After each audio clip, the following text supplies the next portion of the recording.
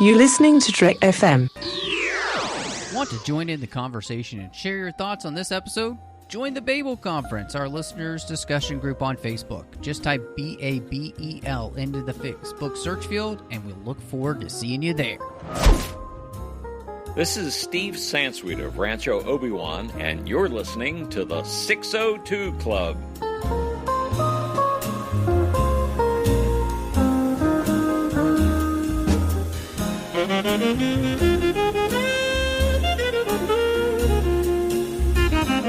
Hello and welcome to your local watering hole. I am just one of your hosts here, Matthew Rushing, and recording day, having fun with Christy Morris. Nice. How are you? I'm good. Anyways. With my freezeway, I will stop this show. Oh, man, we're going to have some fun tonight. We're going to be talking about something that came out quite a while ago, honestly, now. But, it definitely, at its time, it took the world by storm. And honestly, it'll be interesting talking about, I think, Christy, because as I was thinking about it, kind of the reason it came out was because there was just this lull and stuff because of what was going on in the world. So, and we're kind of in that place now. We're going to be talking about this because movies that we were going to talk about aren't coming out right now. So, before we do dive into all of that, we just want to say thank you so much for joining us here on the 602 Club, having fun. We're going to be just enjoying ourselves tonight, and so as you listen to this episode, think about giving us a star rating review over on iTunes, Apple Podcasts. Help other people find the show. Make sure you subscribe wherever you get your podcasts. So whether that's, Spotify or any of the podcatchers, you want to make sure you're subscribed so you get the show as soon as it drops.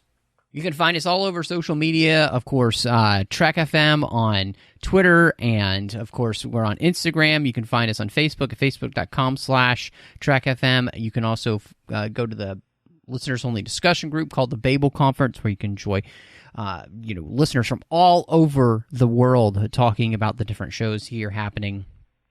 And you can go to trek.fm, which is our website, and if you go to the contact section, you can send Christy and I an email. And so you can, send us about anything that you want to talk about or anything we've talked about in the show, or maybe you have ideas. Maybe you just want to send us a note and say hi. We'd love that too. So, and then I want to say a huge thank you to our associate producers here through Patreon, Ken Tripp, Davis Grayson, Ryan Millette, Daniel Noah. Really appreciate these gentlemen supporting the 602 Club as well as the entire network.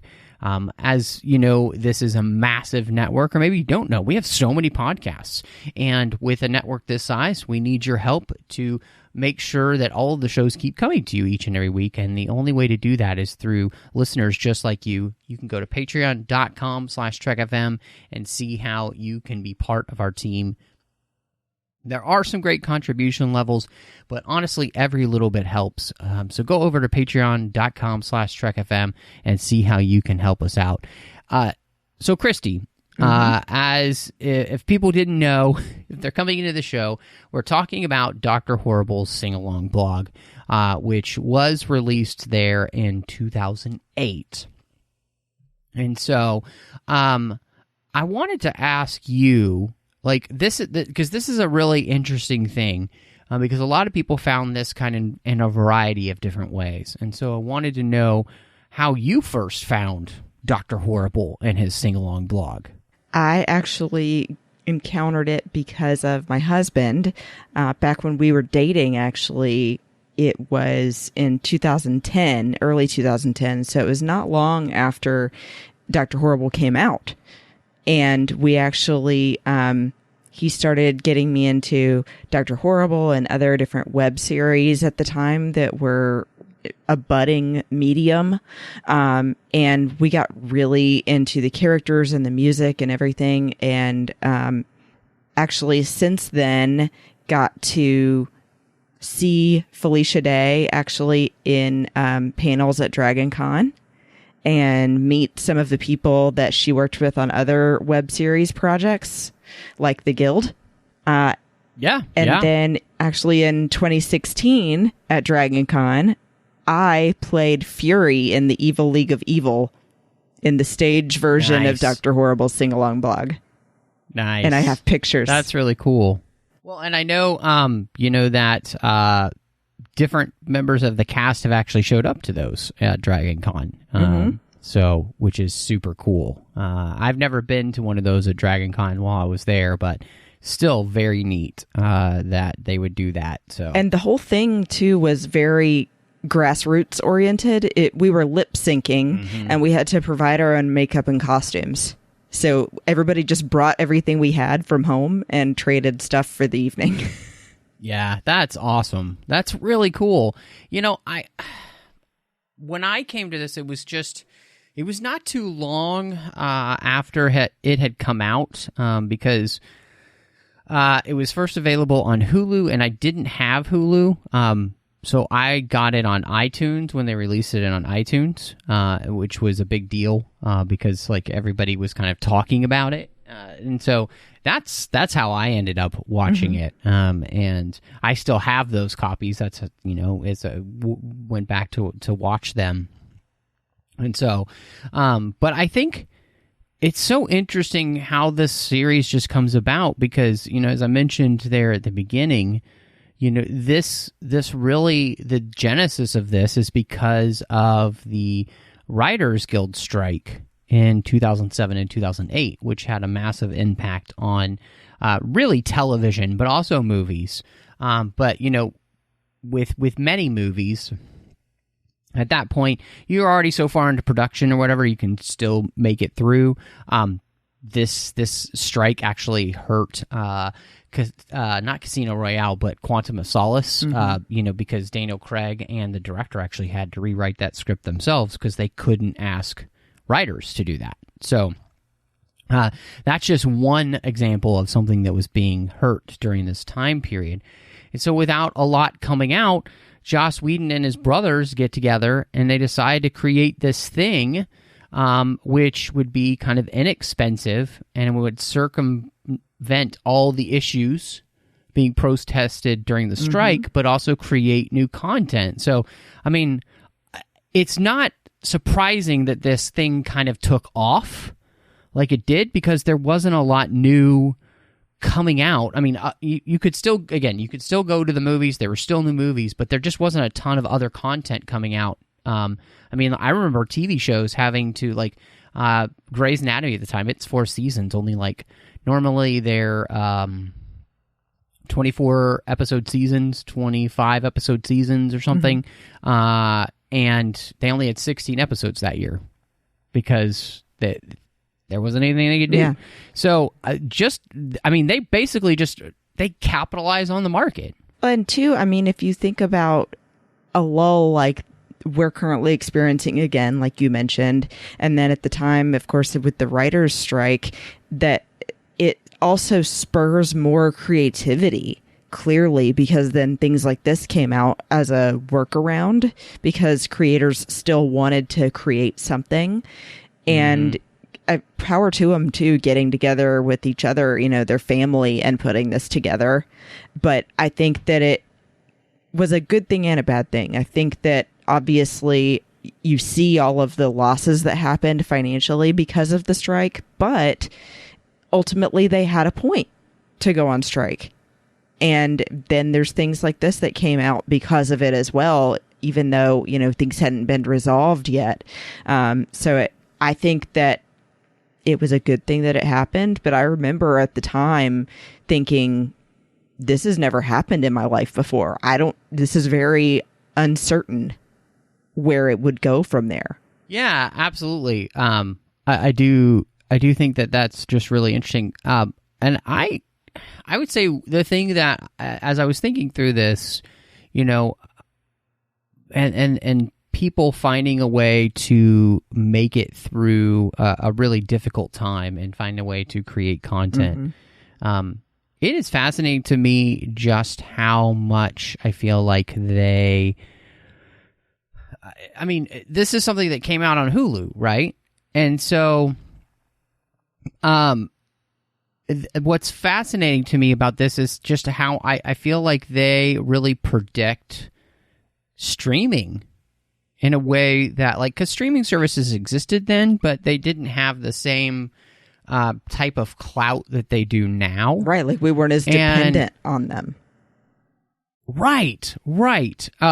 And so to create new and original content that only came out in a streaming service was just not really something that happened like this. And so I think, you kind of see that they're really predicting how the landscape is going to change. And so I think the success of this really kind of showed the validity of creating content like this that could be consumed digitally, Yeah. And so I think that's just something that I was really struck by going back and remembering, why this existed and all of that. Just fascinating to me. And I have to add, too, that I was kind of predetermined to love this because it's a Joss Whedon production. I just always seem to love everything that he writes. I loved Firefly, Buffy, Dollhouse, all of that stuff. And, he's well known as being the person whose stuff is getting canceled a lot. And so I think that it's also a great accomplishment for him to get to finish something. Yeah. Well, and it's fascinating because, I did a little research in that Netflix didn't really expand its business from, doing the DVD thing, which is what it started off as, until about 2007. And it's really like 2012 where they really start to take more of an active role in producing and distributing its own stuff. And so, again, you see here with Hulu doing this with Joss Whedon and his brothers, really kind of showing, again, I think, where we would go. Now, it's interesting you mentioned, really loving everything that Joss Whedon had done. I'm on the opposite spectrum of that. Like, I like some of the stuff that Joss Whedon has done, but I found a lot of his stuff derivative and not great. Like, I don't really like Firefly. Anything like Dollhouse or any of those things, I could care less about. So I'm just not a Joss Whedon fanboy. But on this other side, I liked his original Avengers film, things Did you like that. Buffy the Vampire Slayer?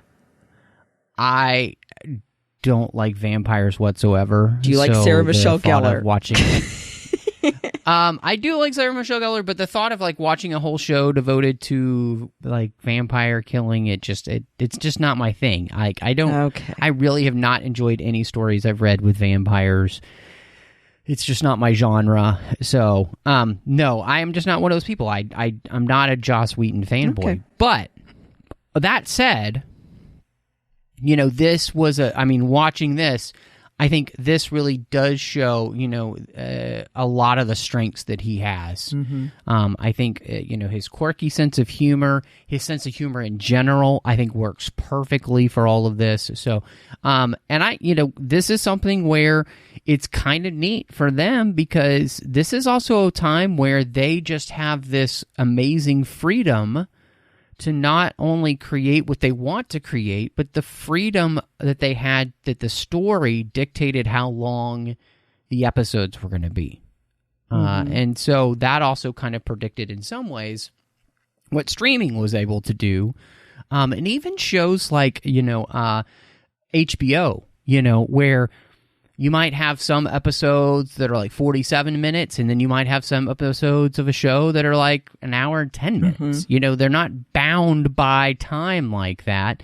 And so here, they aimed for like 30 minutes and they ended up with 42 minutes worth of material. And it's not a problem. So again, I think they really just showed how some of the freedoms of this digital medium really helped,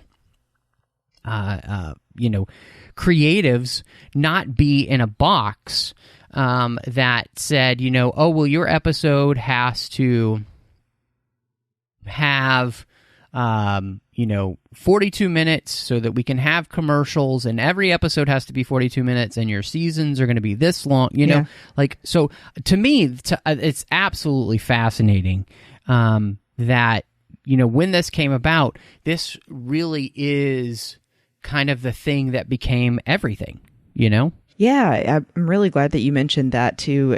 It really shows that, sort of illustrates the point that you've been driving home all along of liking the director's cuts, having control over your own work, and not having editors coming in from a studio and taking out things that the director feels are essential to telling the full story.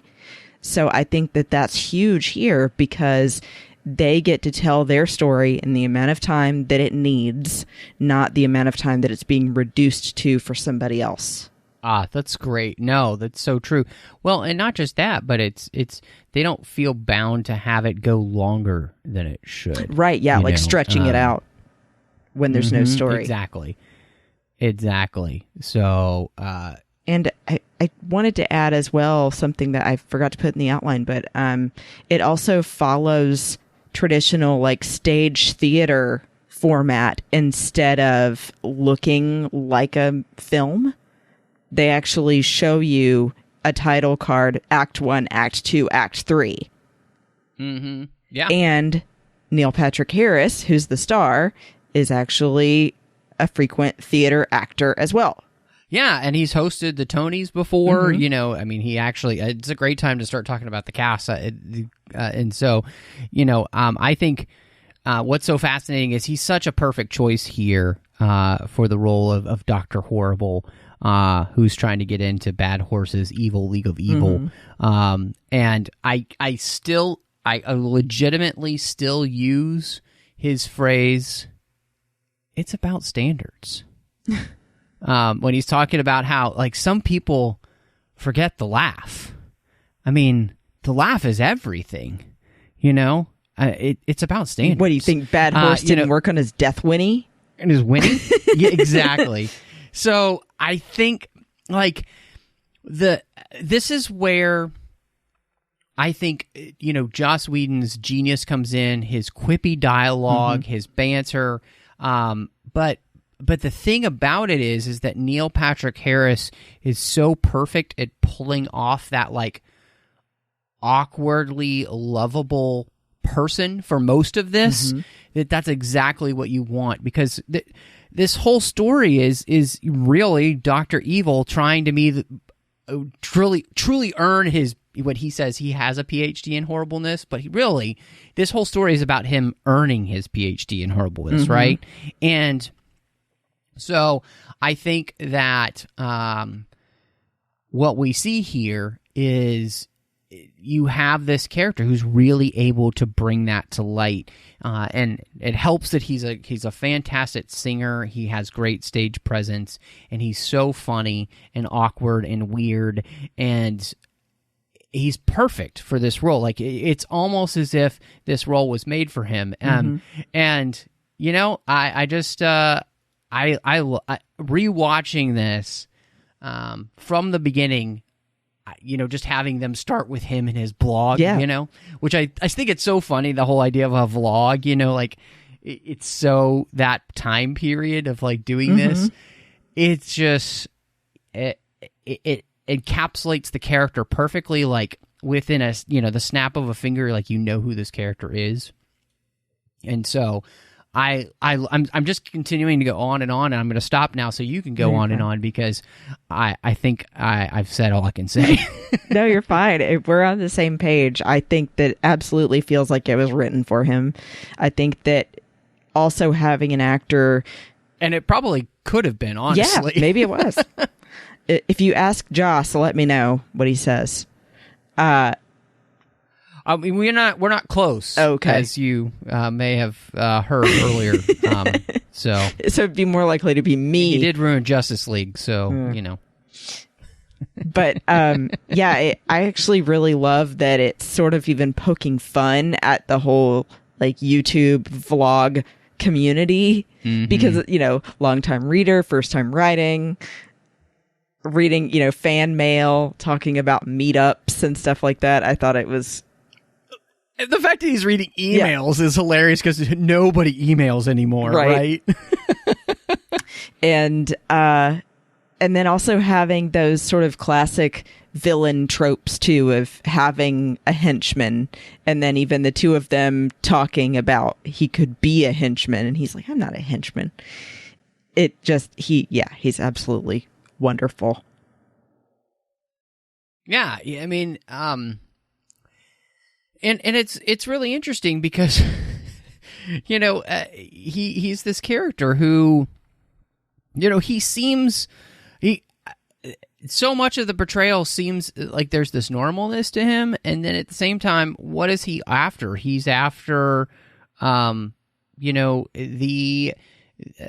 he's after basically anarchy, and or him ruling it all, because the world is such a mess, but he needs to rule. Yeah.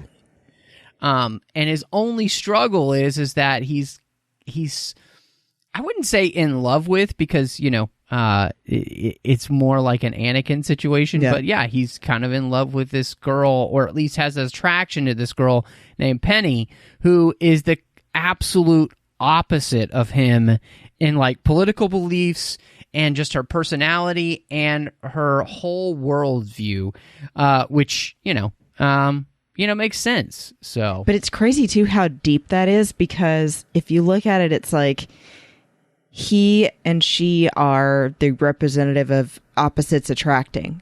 You can see in his expressions how he admires her, and especially when he's listening to her sing about what she's trying to do for the homeless, and that she believes that there's good in everybody's heart, that he's thinking, wow, these are such wonderful, beautiful things to hear, but he doesn't really believe them.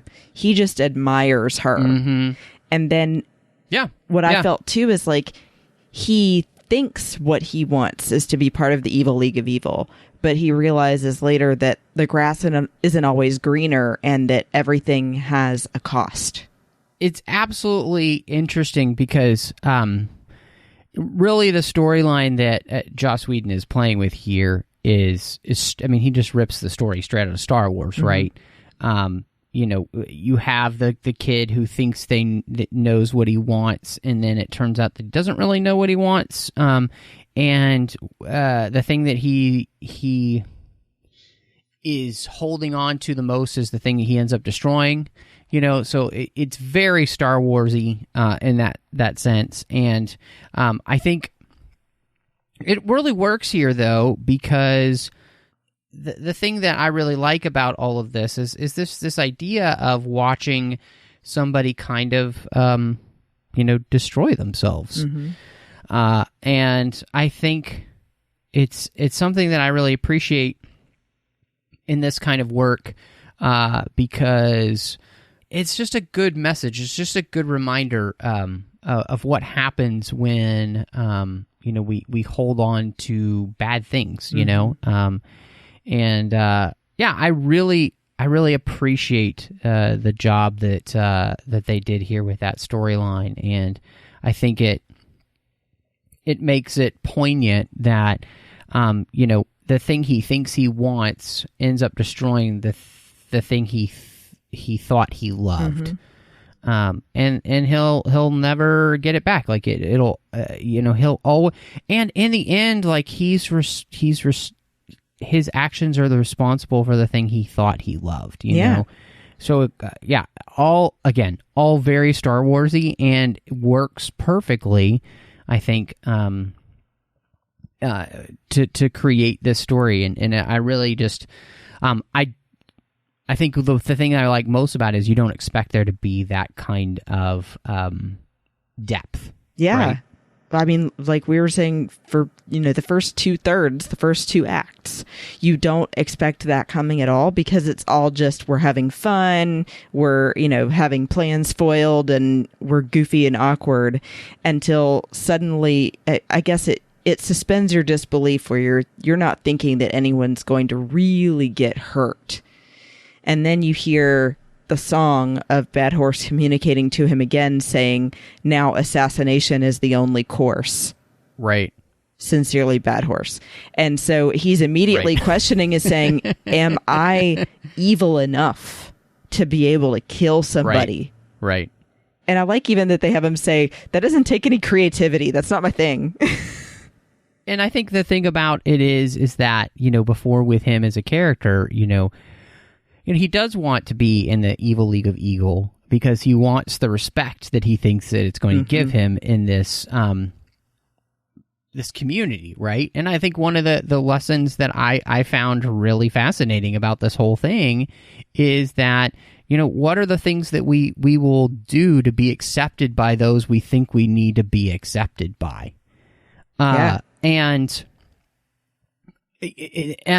how far will we go? And that's really the question that he ends up facing. And what he finds is that he will go a lot farther than he thought he would, because he is going to kill Captain Hammer. At least we get that feeling like he's going to kill Captain Hammer. And what it results in is not Captain Hammer's death or his death. It results in Penny's death. And so, I think watching that play out, it's actually just really super sad. But I think, again, as we're saying, it's just a really important lesson because there are too many people in this world who are ready to do stupid, crazy, ridiculous things to be accepted by people who, in the end, really don't care about them. And it's all like this popularity club and contests and everything, and it honestly doesn't matter. And that's kind of what we see here in this episode, like this show. And I think that is great, and like you said, you don't expect it whatsoever. Yeah, and absolutely, that's the best part about it, because it ends up teaching you something that you didn't think you'd be getting out of this kind of thing. So, yeah, I think that it ends up being a lot more meaningful because there's that element to it that gives it a lot more depth. Right. Yeah, absolutely. Absolutely. So we have, you got to have the quote unquote hero to the villain, and Nathan Fillion, I guess, playing, would we call him the hero? He's more of an anti-hero, I guess. Captain Hammer. Yeah. So what did you think of him and his portrayal of Captain Hammer? He was so good. And I think that it had to be the same kind of thing where you needed somebody that could stand up to Neil Patrick Harris as an actor. And actually, Nathan Fillion was the lead role in another Joss Whedon series, Firefly. And he just absolutely pulls off this hero, or he's supposed to be, but he actually is just self-obsessed and is every bit as bad as Dr. Horrible, because he does things for the credit when he's not actually that good a person. And so it's you actually side a lot with Dr. Horrible in their back and forth, because at least Dr. Horrible is usually being himself, quote unquote, whereas Captain Hammer, Dr. Horrible doesn't understand why the world can't see the fakeness of Captain Hammer, and that he's not the Superman that everyone thinks he is. Yeah, that's a great point. I think that's something that's actually kind of just, honestly, is really disturbing. This whole thing is that you see Captain Hammer being accepted by the world, and people can't see how self-absorbed and kind of disgusting that he is. That he truly doesn't care anybody about and except himself. And honestly, there's very few people in the world who are better at playing that than Nathan Fillion. He is just very gifted at playing somebody who doesn't seem like they care at all about anybody but themselves. But yeah, and I mean, even, you think about that song that he sings right at the the press conference, and it's just so disturbing. Everyone's a hero. Yeah, everyone's a hero, you know, but it really is just so disturbing because nobody can see.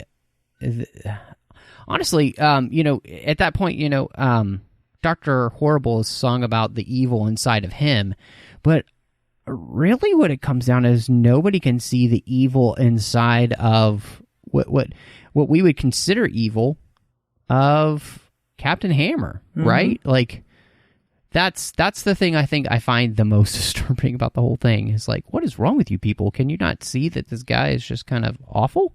Right. I think my favorite part that they're revealing that is when he saves Penny, but he actually just threw her in the garbage. He didn't intend on saving her, right, is the point.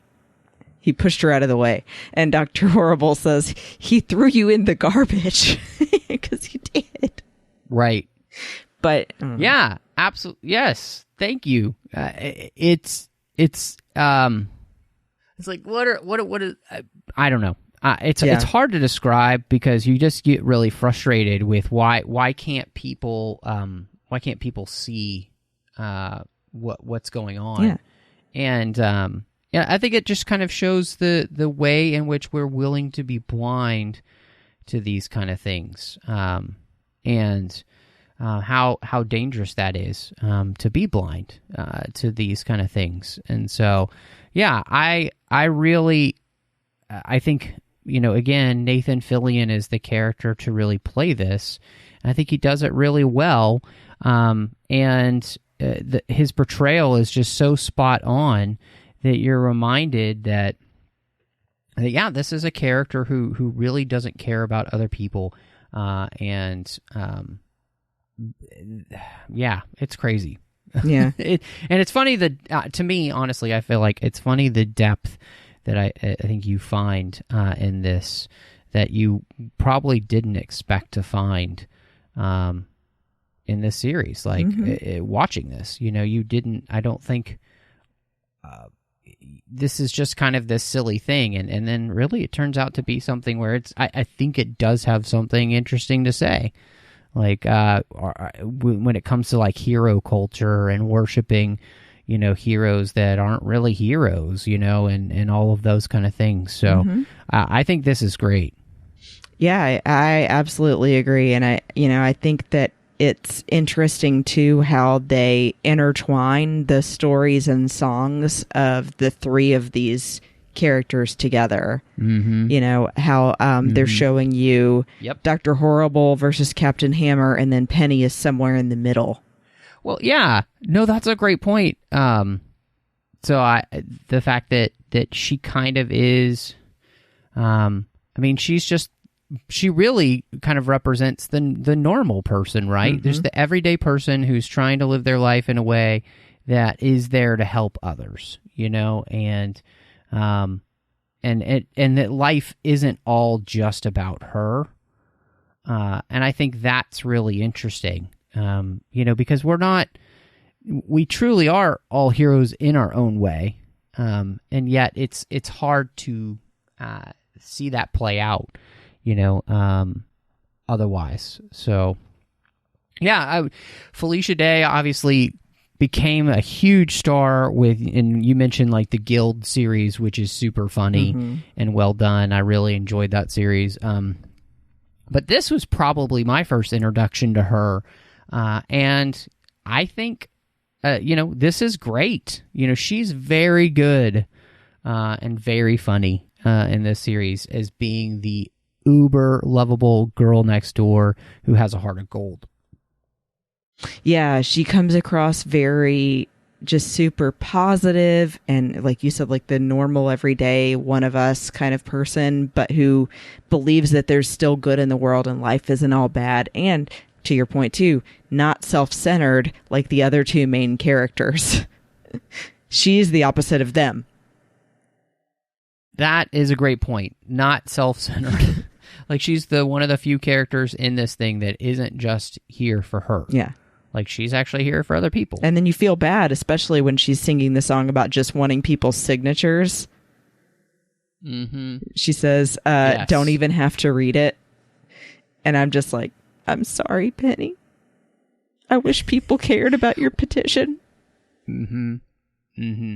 I will say this. I kind of got rewatching this, and I was, is that I wish there was more for her to do than just be kind of the back and forth between the guys. But I do think she shows that great sense of being the person that they will never be able to be, because they are so selfish, and she is the complete juxtaposition to both of them, which is kind of fascinating. I do just wish that she had even more to do, because I always enjoy Felicia Day, partly because having seen The Guild, she's just so funny, and she's so good at being kind of awkward and whatever. Here, she actually is playing, I think, a much different type of character, which is somebody who is less quirky, and a lot more just quote-unquote kind of normal, which is kind of nice to see her get to do that. I just wish she had a little bit more to do with the role. Yeah, I think that ultimately, by design, she ends up being their pawn, but also in a good way of like the unattainable thing for them. Not like her only purpose is being pawned off, but ultimately she's too good for the two of them. And so they show that through also her dying, and neither one of them ever getting to really be with her. Right. Well, and I think there's a great thing in there too of like neither of them actually really knowing her. That neither of them, they just see her as something almost, hate to say this, but almost as just an object to be used for their own personal self and making themselves feel better, and they don't actually care really about getting to know her. And so I think that's the other interesting thing, is that it brings out the selfishness in them when we realize that she isn't being given the opportunity to be known and loved for really who she is, because it's not about her to them, which is kind of disgusting, honestly. Yeah, because it's like, Dr. Horrible just wants acceptance and respect. And so he's willing to use her to get that, because he says, well, she'll see I'll be the best. Mm-hmm. And Captain Hammer just wants to use her to get back at Dr. Horrible. He doesn't care about her at all. Yep. So absolutely. Yeah. Absolutely. But yeah, she's great. And Simon Helberg, and he's really kind of the last main kind of character that we see. And oh my gosh, he plays the world's worst superhero or henchman, in the fact that his only superpower is making things moist, which is a word that I can't personally stand. And so, but I think that idea is just hysterical, because to me, he seems like the reject from the X-Men, because like what good is that power, right? Unless you just want to creep somebody out. Yeah, I love that they have him say, at my most terrible, all I can do is make people want to take a shower. Right. And he's like trying to hold papers and they're just getting soggy. And, you just think, bless your heart, I wish you had a better superpower. Yep. That's all I can say. But yeah, he's so good. And I mean, anybody who's seen Big Bang Theory knows him as Howard. He is just... You pity him, but also love him. And I think that he was absolutely made for this kind of role. Yeah, he was perfect. It's funny because we touched on this a little bit, Christy, but I think I was really surprised as I was rewatching this just how much the characters of Captain Hammer and the character of Dr. Horrible truly are a mirror for one another. They're mirrors for each other, and in the Justin Timberlake sense. And that, they're just wholly self-obsessed, and really the two characters, they're not all that different, even though Captain Hammer, as we talked about, is seen as the quote-unquote hero. he's all about himself, and he's all about his own popularity, and he's all about, all of those things. And in the end, so is Dr. Horrible. And, even though we quote unquote see them on different sides, they're really not on different sides. They're on the same side, which is really just a person who only cares about themselves. And that's not, they're both villains in the end, really. Yeah. They're both narcissists. That's the word we were looking for. They are, they are, they would fall into Narcissa's mirror, so. Yeah. Yeah, I think that's a great point. And you see it visually, too. Like I was saying earlier, when they divide the screen when they're singing. Which song is it? It's My Eyes. And they're showing that, yes, they may be nemesises of each other, but they're the same. Mm-hmm. And that ultimately, like you said, they're both villains. I think that's an excellent point, that there really isn't someone to root for, because both of these guys constantly make mistakes and are in love with themselves, and Penny is just their means to an end, and then they both end up causing their own failure. Well, and I think it just shows how insidious the idea of selfishness is, and how villainous it is when we see it played out with both of these characters, because you kind of are revolted. I mean, what's interesting is that you are somewhat on Dr. Horrible's side for a while, until you truly see his horribleness, and then you're revolted by both of them, really. I mean, because, in the end, Dr. Horrible, he's responsible basically and mostly for Penny's death. And he still joins the evil League of Evil because, of course, he's killed somebody. He's assassinated somebody. Mm-hmm. And, he's put Captain Hammer into therapy. And you see that he kind of got what he wanted, and it doesn't really show too much remorse for him in that. And I think there again, you kind of see how both of these guys are kind of villains in the story, and it is slightly disturbing to watch these characters like that. So, although I will disagree a little bit and say I think that it shows that he doesn't change, but that he does regret what happened, because he didn't realize before Penny died that although she was used as his pawn, that he kind of, his life purpose was ultimately impressing her. And now that she's gone, he got what he thought he wanted, but it wasn't really what he wanted. Yeah, I can see that too. Yeah, and I kind of like that idea that, strangely enough, this thing has enough depth that you can read it a few different ways, which is great, So yeah, that's awesome. Obviously, this is called Dr. Horrible's Sing-Along Blog, and so the songs are a big part of this. And so instead of just kind of walking through them all, do you have a favorite? Oh, I thought you'd never ask. Yes, I have multiple, but I'll tell you my top two. A Man's Gotta Do, because oh my gosh, so funny. And then I also love Everyone's a Hero. It's funny because I do think that my favorite is actually, it's still Freeze Ray. I think it might be, to me, it's, I think, the most clever of all the songs. It's super fun. So I really love that one. I love anytime they sing about Bad Horse, because that's, his with chorus. The Cowboys. Yes, very funny. Yeah.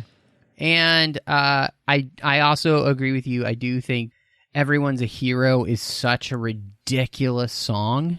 absolutely 100% ridiculous that it's hard not to enjoy the ridiculousness of it. So, yeah, I mean, the biggest part of this is really enjoying the songs, and I think they're clever and they're funny and really well done. And of course, they fit right in with the episodes.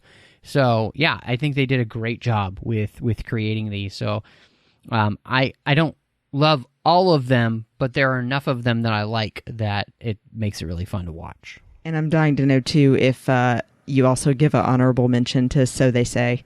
Oh my gosh, that song. That song is really funny, especially because but makes of you Captain terribly Hammer. Uncomfortable. Yeah, because of the Captain Hammer groupies. Wow, this is a family show, so we can't mention what they talk about. Okay, but it's so funny. Yes, it is. Yes, yeah. So we'll they just have his leave it dry at that. cleaning bill. They do. They've got his dry cleaning bill. So the humor in this, I think we kind of talked about a little bit, but I wanted to highlight that I think, to me, this is the perfect use of Joss Whedon humor. You know, he's known for his quippiness and his quick comebacks at things, snappy dialogue. I think this is exactly the type of thing that he excels at. And this is exactly the type of place that you want that in, and this is why it works so well. I don't think his style of humor works for everything, and that tends to be what he puts in everything. But I think here it's absolutely perfect. Like, it's just it's exactly what you want and need for this to work.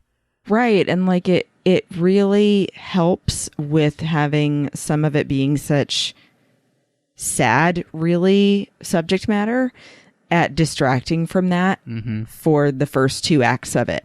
And that it really, you think everything is just going to be happy-go-lucky, and maybe they'll have some scares here and there, but nothing really bad will happen until suddenly it does, and you're going, oh, wow, I thought you were kidding, but you were for real. Okay. And so it's great at showing, too, how humor can help you get through tough things, and also at showing that not everything in here is going to be completely serious. Like, I like that most of Dr. Horrible in the first 2 acts is just, you pity him because he keeps making so many mistakes. But, like the whole thing with the trans matter ray, and he says they were in bar form. Yes, that's hysterical. It's hysterical. Yeah, no, I 100% agree.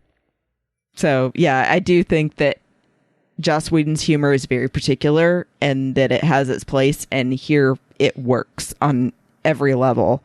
I think that it also is just something personally I really identify with, because that's how I've always gotten through tough situations in my own life, is through joking about stuff so that it doesn't feel as tough as it would.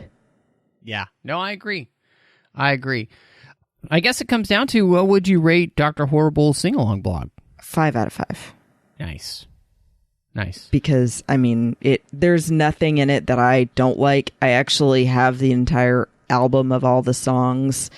I listen to them on a regular basis, and especially around DragonCon time. So, yeah, I love it. That's great. Yeah, you know what? I think I will probably go 4.5 out of 5. I think rewatching this, I was surprised about how funny I still thought it was, which is always a good thing. You know, you sometimes you go back to something like this and you're not quite sure. And yeah, this is still super funny. And I enjoyed watching the entire thing. So yeah, I love it. And I'm glad that I still own it. Like, it's it's sometimes that thing I kind of forget that I own, digitally. But yeah, it is really funny. So, we've got a recommendation, Christy. And so this week, I'm wondering what you would like to recommend to everybody. So I am going to actually recommend something that we briefly brought up as another Felicia Day project, because I was like, you know what? That reminds me how much I loved that. But I'm going to recommend The Guild. And so you can find that online. It's on Netflix, Amazon, Hulu, and iTunes.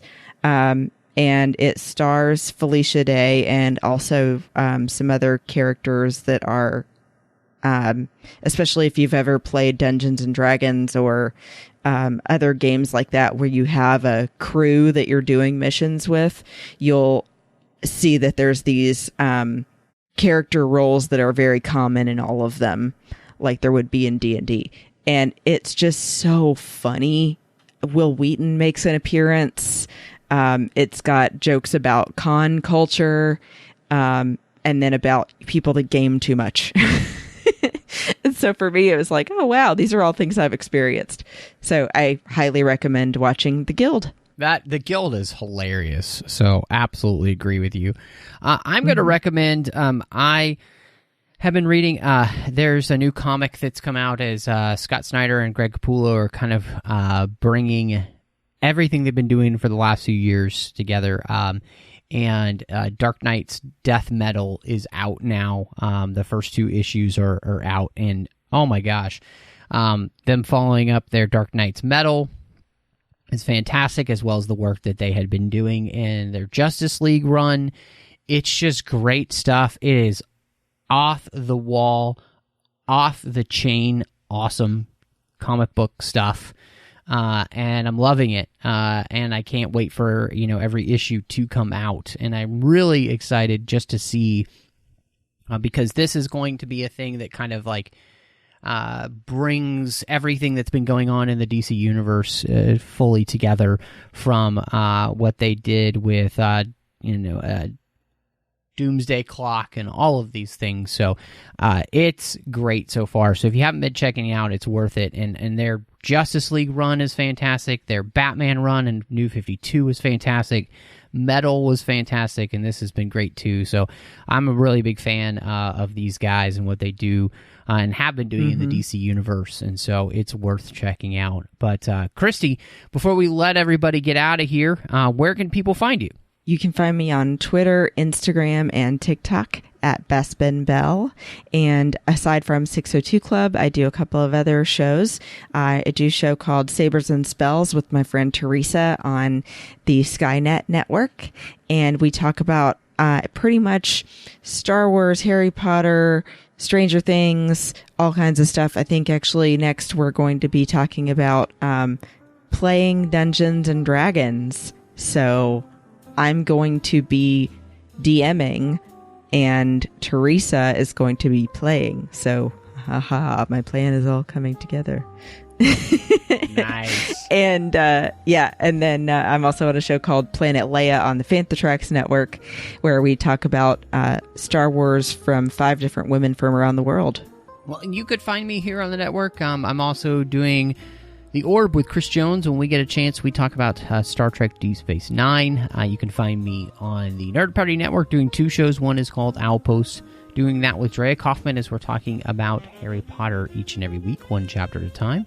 And then Aggressive Negotiations, a Star Wars podcast with John Mills, is every week we talk about a new Star Wars topic. So make sure you check those out. But thank you so much for joining us. And y'all come back now, you hear?